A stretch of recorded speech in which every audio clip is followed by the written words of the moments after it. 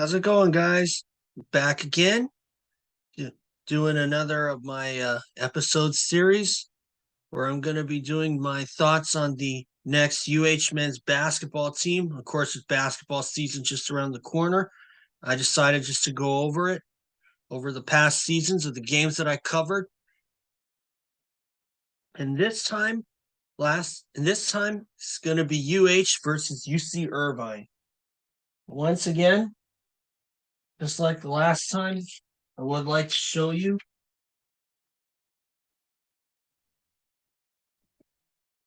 my Kaleo story on the series.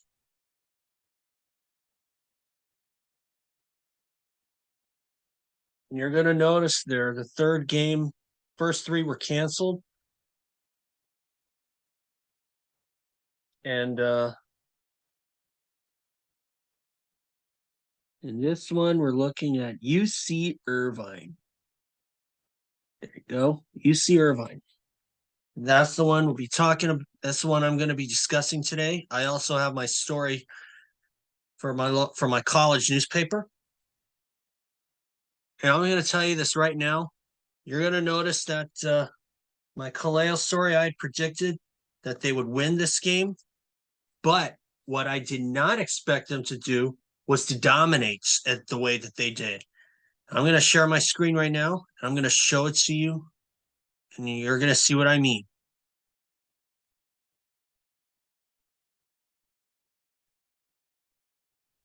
Yep. Okay, so here you go. And you're going to notice the headline, Bows dominate UC Irvine. And I'm kind of thinking I should have redone the sub headline to add in the fact, add in a stat that I think should not have gone unnoticed. But I did that for the tournament game, but I'm going to discuss that in a later game, in a later video. But first of all, UH, a 2-0 start. Thanks to the shooting of Bernardo da Silva, Noel Coleman, and Jerome DeRosier, they proved to be X factors for sure. And I'm going to show you right now. Moving downwards, you can see my lead with saying domination is awesome. And they dominated for sure. UH got off to a bit of a slow start, though. But once they got going, they couldn't be stopped. And as you can see, head coach Aran Ganat saying that's about as complete a performance as you can have. And I'm going to elaborate on that in just a couple of moments. But there you see the score, 72-56. And it's a 2-0 start. The first time that's happened in quite a long time. Because last season, in 2021, UH won the first game against Riverside, only to drop the next four right after that. But after they won the second game against Cal State Fullerton in a blowout, they started picking things up, and they eventually got a winning season. What happens here? They proved that they are ready. They proved they were ready for the season, and despite that COVID pause, it proved to be at a right time. Because during the Diamond Head Classic, Kamaka Hepa had a bit of a accident on the court and had a possible heel and quad injury. Bernardo da Silva was still on the sidelines with a hand injury, and Monte Cholina was out due to COVID protocols, and he ended up missing 6 weeks. But anyway, back to this.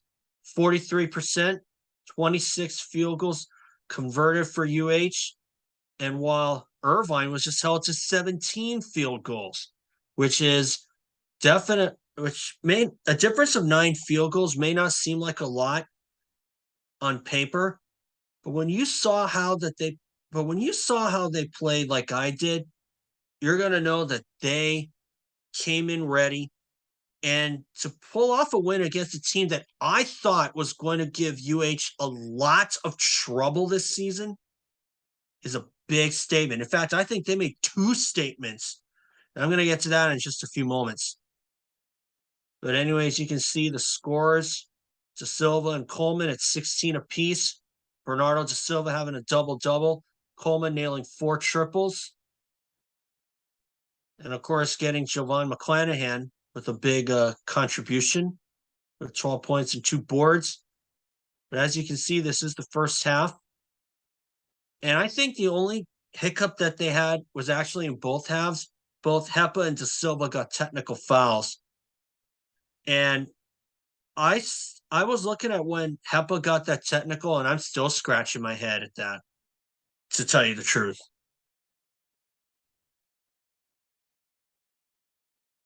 Fortunately, the Bows answered back via when Irvine pulled off a 5-0 run. I know I made a mistake on this one. I should have added the Okina here, but whatever. But they led by 8 at the half, or at the end of the first half, and McClanahan led all players with 9 points, and he was a perfect 3 for 3 from 3-point range. And then in the second half was where they uncorked, get this. They uncorked, get this. This is the big thing right here. The Bows achieved a turnover-free second half. They started the second half with 8 turnovers.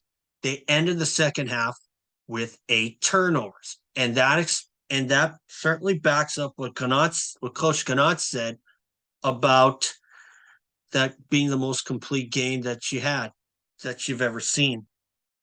And the fact that UH was able to use a turnover-free second half to build a 24-point lead, that's what I mean when I say that UH made 2 big statements.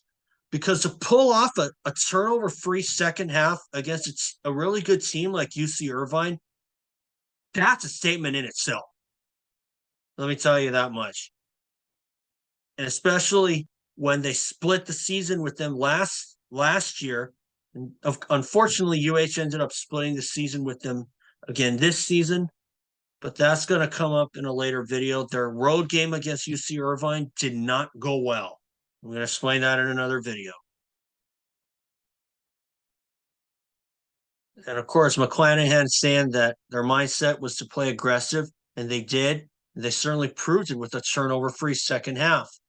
And when you think about that, a turnover-free second half speaks a lot of volumes, and that's 2 straight teams where UH had very noteworthy stats under their belt, just like last season. Last season against Riverside, they committed only 1 turnover in the first half of that first game. And Bakersfield, they got swept by them at home, but Bakersfield got limited to 2 offensive rebounds by Hawaii in the first game of that first half. They also held Fullerton to 20 points under their season average in that second game against them. For UH held Fullerton to 20 points under their season average, I should say. And they rallied back from 10 down in that second game against Irvine to hand them their first loss of the season. And of course, UC Irvine got double whammied with the loss and that turnover-free second half.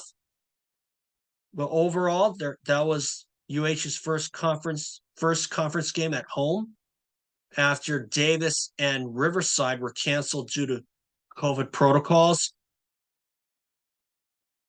And as you can see, the other stats, UH out-rebounded them 39-36. And you're going to notice that in the first game against Long Beach State, the Bows got out-rebounded. But after that, they went on a tear of, I think, 7 or 8 straight in a row where they either out-rebounded or tied them in terms of rebound, or tied their opponents in terms of rebounds. And as you can see, free throw shooting, they were 9 for 12, 3-point range. Bows did really well again with 11 triples, shooting 44%, while Irvine only converted 4 triples. And as you can see, they're 2-0 in conference play for the first time since the 18-19 season. And then they will go up against UC San Diego for the first time in a non-conference matchup. And you're going to notice another noteworthy stat when I get to that video. But for now, I'm going to stop sharing here. And that's going to do for this video, my second series. So hope you all like this. And I will be going at it again. Once again, here's my Kaleo story. That's my prediction. And I'm going to be talking about their next game, which is against UC San Diego, which was a non-conference game, and I mistakenly counted that in this story. But then again, that's a gray area, something I never really noticed. But for now, we'll see you all when I give my thoughts to the UC San Diego game for the UH men's basketball team. So long, everyone.